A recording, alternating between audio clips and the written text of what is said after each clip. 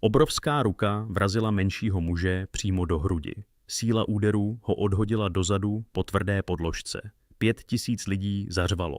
Velký muž nad ním stál. 160 kilogramů, neporažený. Nejobávanější bojovník v celé hale. Zapřel se nohama a čekal. Nepoklonil se. Každý bojovník se před zápasem ukloní. Je to tradice. Je to projev úcty. Tento muž tam jen stál se založenýma rukama a díval se dolů, jako by ten druhý muž nebyl nic. Menší muž vážil 63 kilogramů. Neuhnul, neustoupil, jen vzhlédl, klidný, téměř pobavený. Tím menším mužem byl Bruce Lee. A teď přijde to hlavní.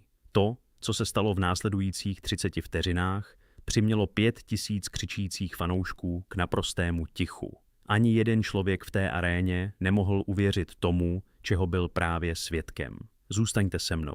Abyste pochopili, co se v té aréně stalo, musíte vědět, jak k tomuto zápasu vůbec došlo, protože k němu málem nedošlo. Psal se rok 1968. Bruce Lee ještě nebyl filmovou hvězdou, jakou ho svět později poznal. Byl něčím jiným. Byl bojovníkem, opravdovým. A měl pověst, která mnoha lidem ve světě bojových umění velmi vadila. Následoval žádnou tradici, nepřísahal věrnost žádnému stylu, studoval všechno.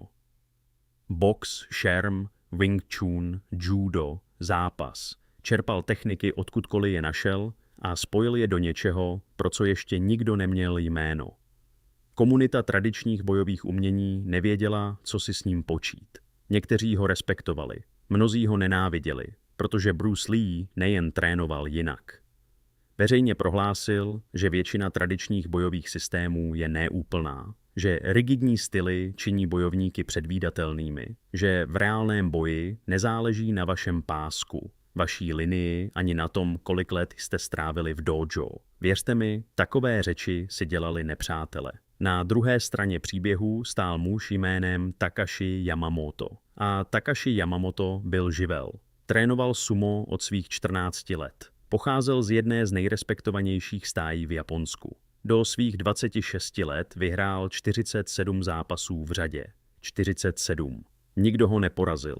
Nikdo se mu ani nepřiblížil. Byl to 160 kg trénované, disciplinované a výbušné síly.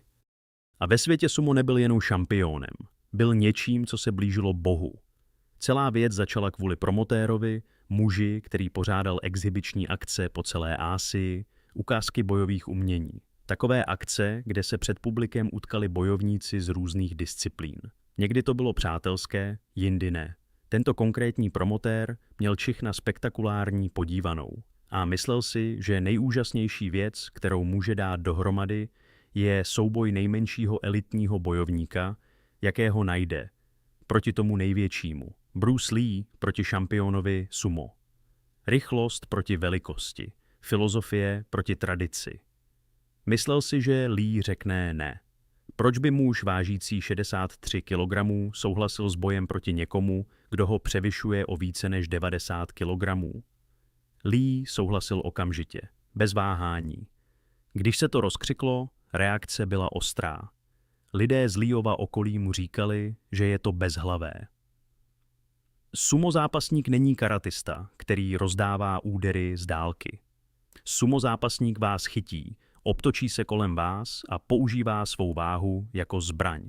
Kdyby se Yamamoto dostal k Leeovi a sevřel ho, nezáleželo by na tom, jak rychlý Lee je. Nemůžete se vymanit z tlaku 350 liber, který vás drží na zemi. Lee si to všechno vyslechl. Pak se vrátil k tréninku. Akce se konala ve středně velké aréně. Betonová podlaha, tvrdé žíněnky uprostřed, tribuny po všech 4 stranách. Vyprodáno za 2 dny, 5000 míst pryč. Většina diváků přišla kvůli Yamamotovi. Byl místní hvězdou, byl favoritem, měl vyhrát. Celá akce byla postavena na myšlence, že velikost se ukáže jako rozhodující, že tradice vydrží. Vážení se konalo ráno v den zápasu. Oba muži stoupli na váhu před rozhodčími a novináři. Yamamoto nastoupil jako první, 160 kg, sestoupil bez výrazu, Lee nastoupil jako druhý, 64 kg. Někdo v sekci pro novináře se nahlas zasmál. Rozhodčí zapsal obě čísla na kartičku a předal kopie rozhodčím. Ta kartička se později toho dne dostala po celé aréně. Lidé si ji na tribunách předávali z ruky do ruky, jako by to byl vtip, jako by o výsledku zápasu už bylo rozhodnuto, jako by se Lee objevil jen proto, aby prohrál před 5000 lidmi. Ale bylo tu něco, co Duff neviděl. Něco, co se stalo ještě předtím, než se otevřely dveře arény. Lee dorazil brzy ráno, sám, žádný trenér, žádný tým v rohu, žádný doprovod. Vešel do prázdné arény, postavil se do středu žíněnky a rozhlédl se kolem. Prohlížel si povrch. Zkoušel, jak mu boty drží na podložce. Očima odhadoval vzdálenosti, žíněnku, okraj, provazy. Pomalu obešel celý obvod a počítal kroky. Pak se znovu postavil do středu, zavřel oči a dýchal. Uklízeč, který zametal tribuny, později vyprávěl reportérovi, co toho rána viděl. Řekl, že ten malý muž stál téměř 10 minut naprosto nehybně uprostřed té prázdné arény. Neprotažoval se, neboxoval do vzduchu, jen stál a dýchal, jako by už přesně věděl, co se stane. Když se toho večera na tribuny nahrnulo 5000 fanoušků, většina z nich už byla přesvědčena, jak ten večer skončí. Šampion vážící 160 kg se chystal srazit k zemi muže o polovinu menšího. Bude to rychlé, možná to bude dokonce trapné. Netušili, co uvidí. Ceremoniál začal tak, jak to při těchto událostech bývá. Jako první vyšel Yamamotův tým, aby se seznámil s informacemi. 2 asistenti, trenér a uprostřed sám Yamamoto v tradičním moaši. Dav vybuchl, lidé vstali, tleskali, dupali nohama na kovových tribunách, až celá budova hučela. Yamamoto pomalu došel k žíněnce a provedl rituál. Dupnutí nohou, hod soli, každé gesto přesné, každý pohyb nacvičený 1000krát. Nebyl to jenom bojovník vstupující do ringu. Byla to tradice vstupující do místnosti a vyžadující respekt. Pak vyšel Bruce Lee. Šel sám. Žádný doprovod, žádná ceremonie. Měl na sobě obyčejné černé kalhoty a jednoduché černé tričko. Žádný znak, žádný název školy, žádná hodnost nikde na těle. Vstoupil na žíněnku tak, jako byste vstoupili do vlastní kuchyně. Uvolněně, sebejistě, jako by tu už byl 100krát.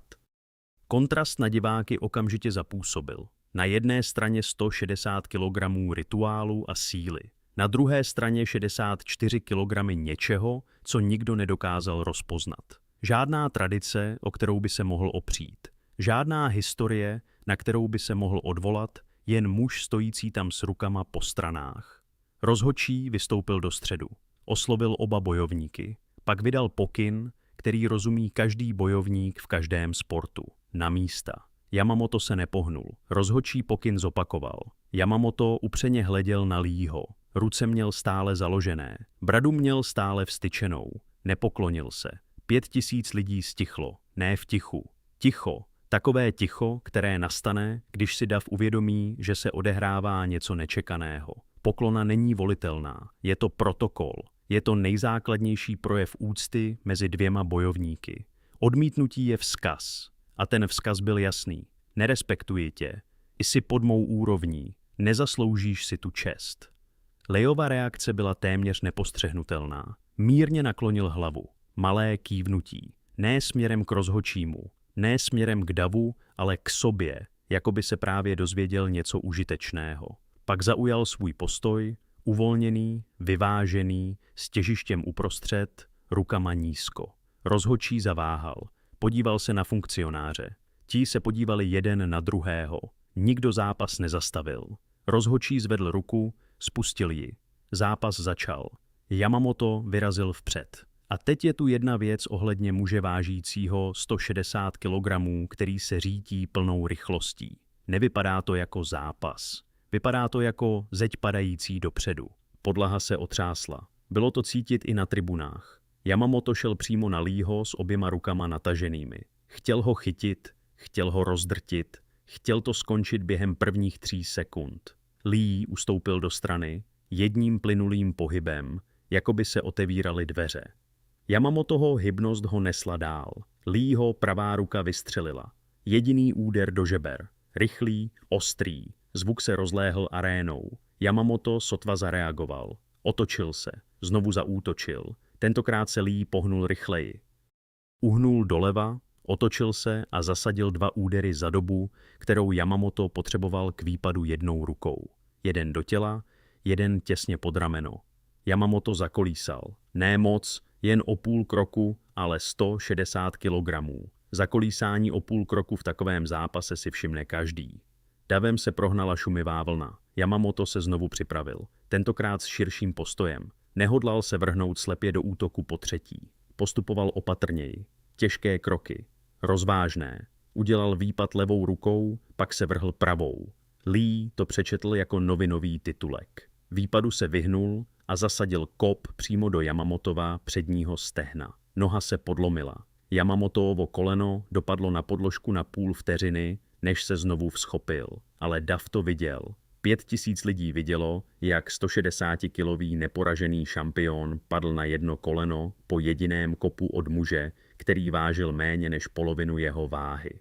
Hluk v aréně se změnil. Už to nebylo povzbuzování. Bylo to něco bližšího zmatení. Lidé se k sobě obraceli. Ukazovali na sebe. Nahlas se ptali, na co se to dívají. Yamamoto znovu vyrazil vpřed. Tentokrát se dostal blízko. Chytil Leeho za levou paži. Oběma rukama ho pevně sevřel. 160 kilogramů tlaku ho svíralo. To bylo to, před čím všichni Leeho varovali.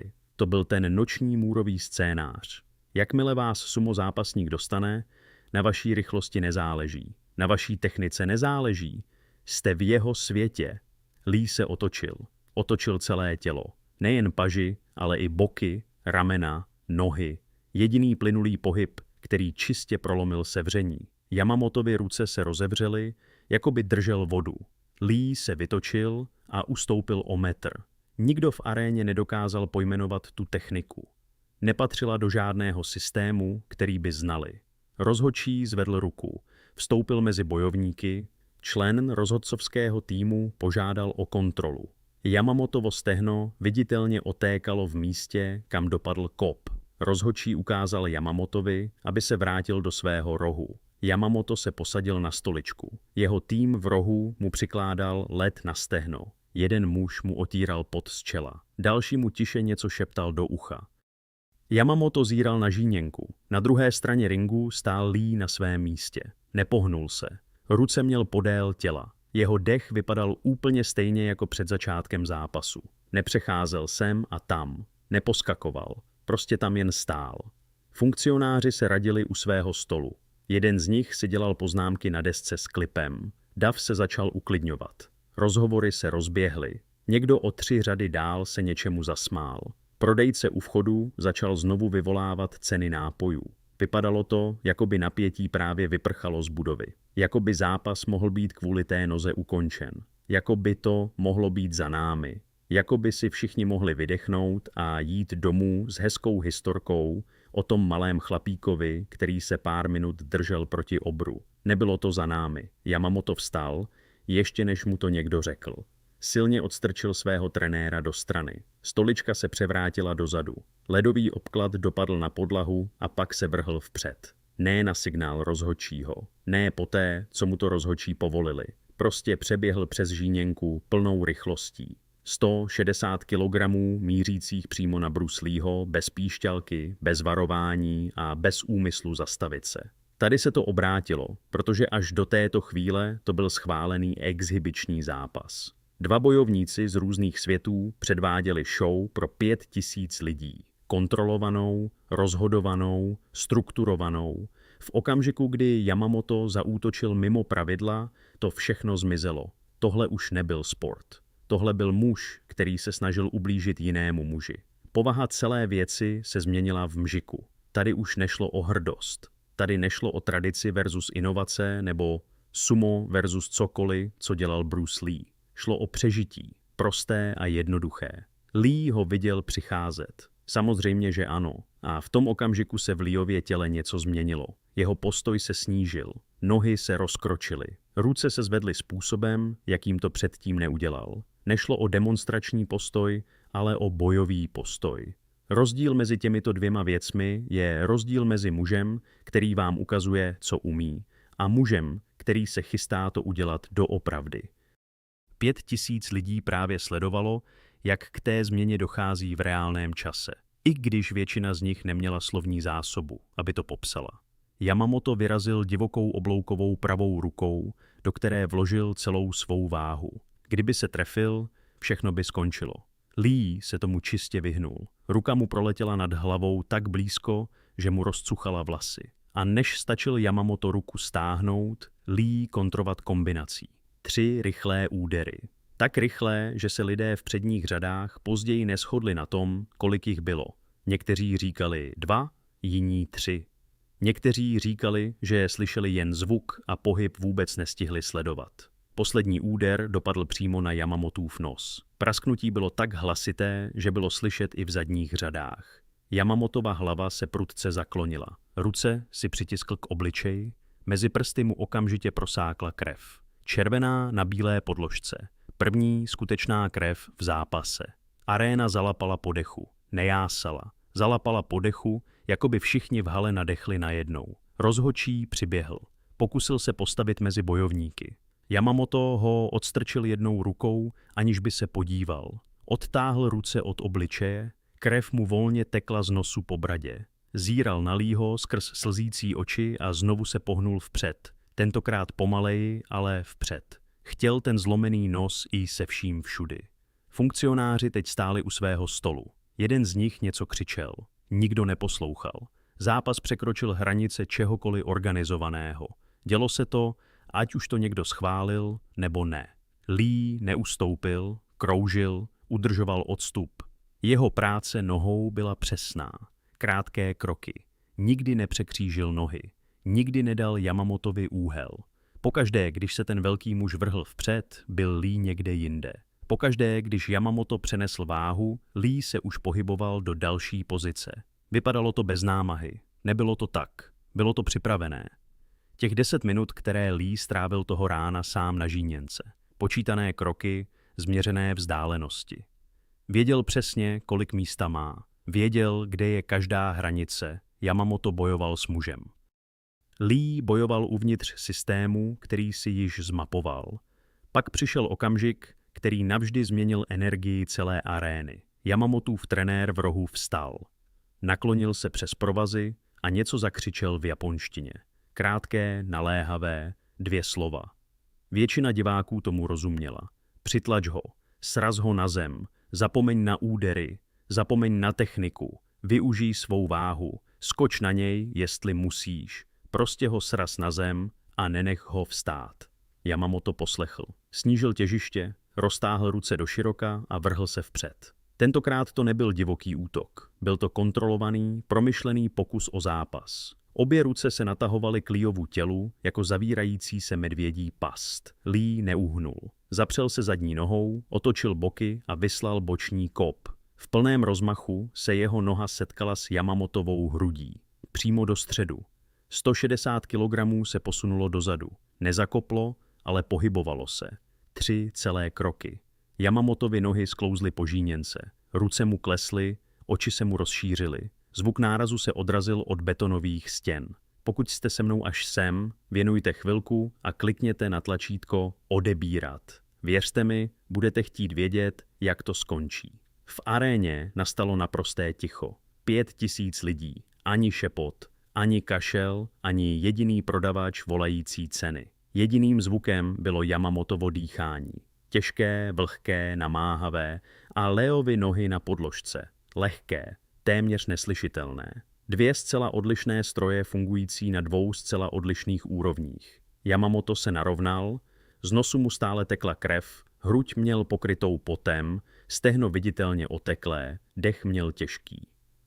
Podíval se na Leeho, který stál na druhé straně žíněnky, čistý, vyrovnaný, bez jediné škrábance, ani se nezadýchal. A právě tohle odlišovalo tento zápas od jakéhokoliv běžného souboje. Rozumný člověk by přestal. Chytrý člověk by situaci přijal. Yamamotův tým v rohu na něj křičel, ať zůstane vzadu.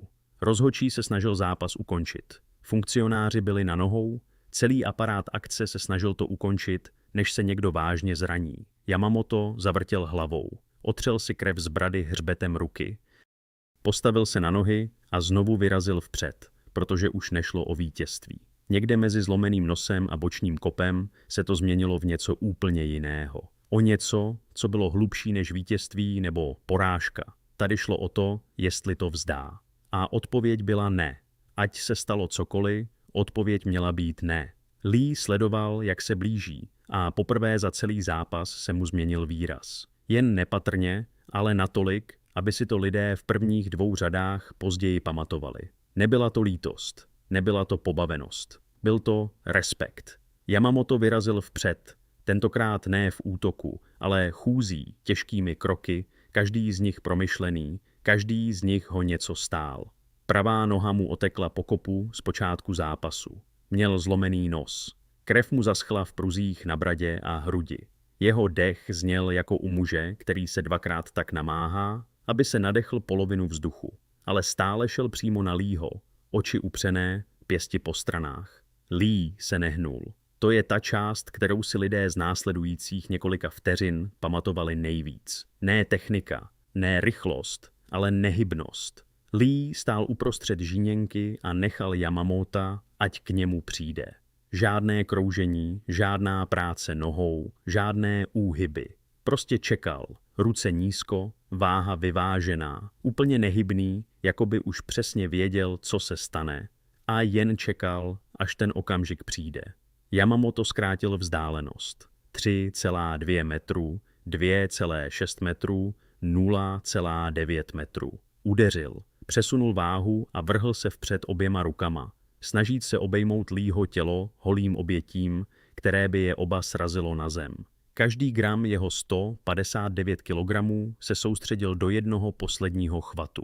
Kdyby Lee ho chytil, bylo by po všem. Použil by masku, aby ho přitlačil k zemi, a zápas by skončil na zemi, kde vládla velikost. Lee ho však nechytil. To, co se stalo pak, trvalo méně než 3 sekundy. Svědci v první řadě se to později snažili popsat novinářům a nikdo z nich to nevyprávěl úplně stejně. Ale sled událostí, poskládaný z několika výpovědí, vypadal takto. Lee se sklonil nízko, téměř k podložce.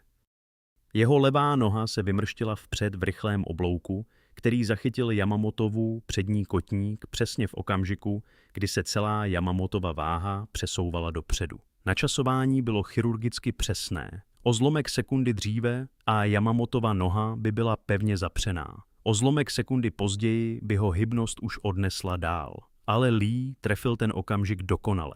Yamamotova přední noha mu vyklouzla spod těla. Ztratil rovnováhu. 160 kg se naklonilo dopředu. Než se Yamamoto stačil zachytit, než se jeho ruce stačily dotknout žíněnky, než gravitace dokončila to, co začalo podražením, Lee vstal. Jeho pravá dlaň se zvedla nahoru a zasáhla střed Yamamotovy hrudi. Nešlo o úder pěstí, ale o úder otevřenou dlaní, takový, který nezanechává na povrchu řezné rány ani modřiny, ale který proniká skrz. Síla pronikla do Yamamotova hrudníku a vše zatlačila dozadu. Jeho hrudník, ramena, těžiště, vše najednou změnilo směr. Yamamoto spadl rovně na záda, podlaha náraz nejen absorbovala, ale i přenesla. 160 kg dopadajících na tvrdý povrch rozeznělo arénu jako basový buben. Lidé na tribunách to cítili v nohách. Yamamoto měl rozpažené ruce, měl otevřené oči. Zíral přímo nahoru na strop. Hrudník se mu zvedal. Byl přivědomý, plně přivědomý. Jen se nemohl hýbat. Ne proto, že by měl něco zlomeného, ale proto, že jeho tělu bylo v nejabsolutnějším fyzickém smyslu řečeno, že zápas skončil. Aréna stichla. 5000 lidí, ani hlásku, žádné vzdechy, žádné šepoty, nic. Jen bzučení stropních světel a vlhký zvuk Yamamotova dechu na žíněnce. Bylo to ticho, které mělo svou váhu. Takové, které tlačí na místnost, když se každý v ní snaží zpracovat něco, na co nebyl připraven. 64 kg právě srazilo 160 kg k zemi za méně než 3 sekundy. To nemělo být možné. Každý v té hale věděl, že to nemělo být možné. A přesto tam ležel důkaz přímo na žíněnce a zíral do stropu. Lee ustoupil. 2 krátké kroky. Stál nad Yamamotem stejně, jako Yamamoto stál nad ním na začátku. stejná pozice, stejná vzdálenost. Ale Lee nesložil ruce. Nedíval se dolů, nevychloubal se, neřekl ani slovo. Udělal něco, co nikdo v té aréně nečekal. Uklonil se hluboce, pomalu, tradičně, přesně tak, jak se Yamamoto před zápasem odmítl uklonit. Gesto úcty, které šampion odepřel vyzývateli. Lee ho nyní svobodně věnoval muži na zemi, ne jako výsměch. V Leeově tváři nebylo nic, co by vypadalo jako posměch. Bylo to skutečné, bylo to upřímné. Poklonil se muži, který se mu odmítl poklonit, a udělal to před 5000 svědky. Yamamoto to viděl. Z žíněnky, když vzhlédl, viděl, jak se mu Bruce Lee klaní. V Yamamotově tváři se něco zlomilo. Nebyla to bolest, nebyl to hněv. Něco za tím vším. Oči se mu zalily slzami, čelist se mu napnula, hruď se mu jednou zachvěla. Ne kvůli úderu, ale kvůli něčemu, proti čemu neměl obranu. Celý život trénoval, aby absorboval sílu, přijímal údery, snášel cokoliv fyzického, co mu mohl jiný člověk zasadit. Na tohle ho nikdo netrénoval. Nikdo ho nepřipravil na okamžik, kdy ho muž, kterého zneuctil, zcela porazí. A pak mu prokáže více úcty, než on sám sobě. Ticho prolomil jediný potlesk. Někde uprostřed tribun, pak další, pak roztroušený potlesk z různých sekcí, pak celá hala. 5000 lidí na nohou, ne jásajících tak, jak jásají při knockoutu, ne řvoucích tak, jak řvali, když Yamamoto poprvé vyšel. Tohle bylo něco jiného, pomalejšího, těžšího. Ten druh potlesku, který vychází od lidí, kteří právě viděli něco, o čem vědí, že si to budou pamatovat po zbytek života. Zvuk sílil, zaplnil arénu a nepřestával. Netrval téměř 2 minuty. Yamamoto hned nevstal. Ležel na té podložce téměř celou minutu poté, co potlesk začal. Jeho tým z rohu k němu přiběhl. 2 muži si klekli vedle něj. Jeden z nich zkontroloval jeho dýchání, druhý se mu snažil pomoci se posadit. Yamamoto je odháněl. Ne agresivně, ale jemně. Jako muž, který potřeboval chvilku pro sebe a nechtěl, aby mu ji někdo vzal. Ležel tam se zavřenýma očima a rukama položenými na podložce po stranách, jen dýchal a byl v klidu. A pak otevřel oči a sám se posadil. Bruce Lee stále stál na svém místě. Neopustil žíněnku, neodešel do rohu ani nepřijímal gratulace od nikoho. Jen tam stál a čekal. Když se Yamamoto posadil, Lee k němu přistoupil. Ne rychle, ne pomalu, prostě šel. Zastavil se před tím velkým mužem a natáhl ruku. Dlaní nahoru. Žádná pěst, žádná vítězná póza, jen otevřená ruka, která se natahovala dolů. Yamamoto se na ní podíval. Dlouhou vteřinu se na ní jen díval. Pak natáhl ruku a uchopil ji. Lee se zapřel a zatáhl. Stálo ho to skutečné úsilí. Zvednout 160 kg ze země vyžaduje vše, co má 64 kg vážící muž. Ale Yamamoto mu pomohl. Zatlačil nohama a Lee zatáhl rukama a společně postavili toho velkého muže na nohy. Chvíli tam stáli, ruku v ruce, dost blízko na to, aby si mohli povídat, aniž by je někdo slyšel. Fotograf poblíž rozhodcovského stolu zachytil ten okamžik.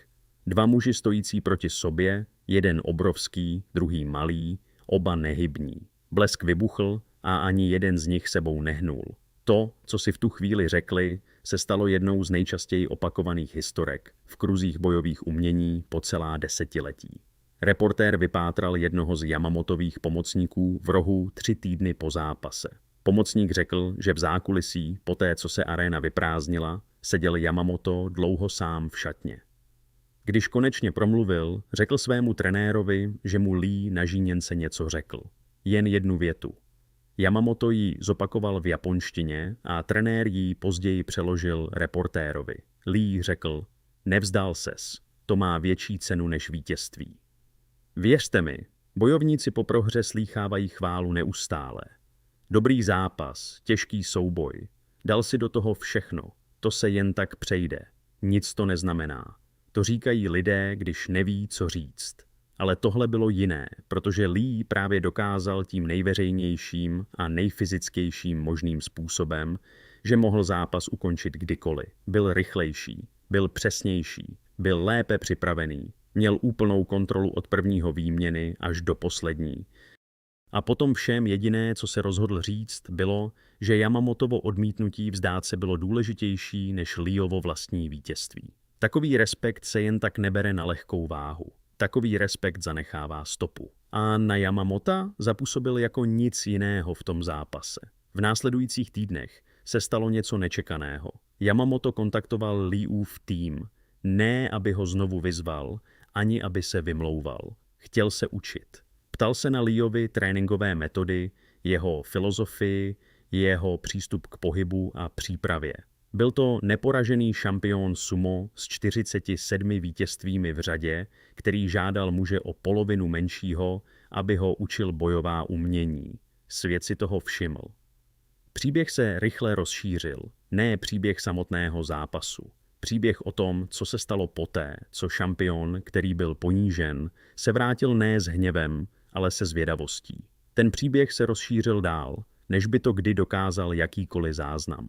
Lee nikdy veřejně o zápase podrobně nemluvil. To byl jeho styl. Nechal za sebe mluvit své činy. Ale v soukromém tréninku, zaznamenaném na Grainy Film o několik měsíců později, můžete vidět, jak Lee nacvičuje přesně tu sekvenci, kterou použil k ukončení zápasu. Nízký smet, úder dlaní, znovu a znovu, pomalu, pak rychle, pak zase pomalu. Záběry jsou roztřesené, osvětlení je špatné. Ale pokud se podíváte pozorně, uvidíte něco důležitého. Technika není improvizovaná. Každý úhel je přesný. Každý přesun váhy je promyšlený. Každý pohyb byl nacvičen stovkykrát. To, co v aréně vypadalo jako instinkt, byla příprava. To, co vypadalo jako moment geniality, byly ve skutečnosti měsíce práce zúžené do 3 sekund provedení. To je to, co lidem na Bruceovi Leeovi unikalo. Viděli rychlost, viděli sílu, mluvili o spektakulárnosti. Ale pravda pod tím vším byla jednodušší než cokoliv z toho. Pracoval tvrději než kdokoliv jiný. Připravoval se důkladněji. Vstoupil do té arény s vědomím rozměrů žíněnky, struktury povrchu a přesně toho, kolik kroků je třeba k dosažení každého okraje. Nevyhrál proto, že byl nadaný. Vyhrál proto, že v okamžiku, kdy vstoupil na tu žíněnku, prohra již nebyla možností, pro kterou by si nechal prostor. A ten úklon, to je to, co lidem utkvělo v paměti nejdéle. Ne ten smet, ne ten úder dlaní, ne ten zvuk 160 kg dopadajících na podlahu. Ten úklon, ten okamžik, kdy muž, který měl plné právo stát vzpřímeně, se místo toho rozhodl sklonit hlavu. Gesto, které Yamamoto odmítl, Lee udělal bez váhání. Po vítězství, poté, co dokázal vše, co potřeboval dokázat. Nepoužil úklonu, aby ponížil, použil ho, aby uctil. A tím proměnil zápas v něco většího než jen zápas. Proměnil ho v lekci, kterou si 5000 lidí odneslo domů a nikdy nezapomnělo. Pěst může někoho srazit k zemi. Respekt je to, co ho donutí ustoupit.